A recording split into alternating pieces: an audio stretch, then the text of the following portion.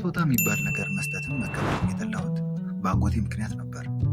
እናቴ ታዲያ ሁልጊዜ ስለ ስጦታ ከተወራ ፊቴን ሳጭ ፈገግ ታየኝና እሱ የስጦታ ነገር እንደ ኩፍኝ በልጅነቱ ይወጣለት ብላ በሳቅ ፍርስ ትላለች።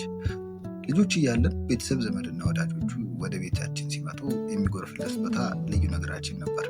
በተለይም የሩቅም ሆነ የቅርብ ዘመድ ከባድ ነገር ካልገጠመው በቀር የማይቀርበት በዓመቱ ዳሩ ላይ ቤታችን የሚደረግ የቤተ ዘመዶች መገናኛ ዕለት ለእኛ ለቤቱ ልጆች የስጦታ ቀን ነበር። በራቀ ትዝታዬ ውስጥ የማይረሳኝ ከሰዎች መልክ ይልቅ ስጦታ የያዘ እጃቸውን ማስታወስና ባዜ እንደነበረብኝ ያውቃለሁ። እንዲሁም ስጦታ ክፉኛ ከመልመዳችን የተነሳ ዝምድና ማዕረግ የምንሰጠው በዝምድናው ቅርበት ሳይሆን በሚያመጡት የስጦታ መጠን ነበር። የመጀመሪያ ደረጃ ዝምድና ማዕረግ የሚሰጣቸው ዘመዶች ብዙ ጊዜ ከተማ አካባቢ ይኖሩ መጫወቻ፣ ልብስ እና የተለያዩ ጣፋጮች በተለይ ኬክ ያኔ ብርቅ ነበረ ይዘው የሚመጡትን ነበር።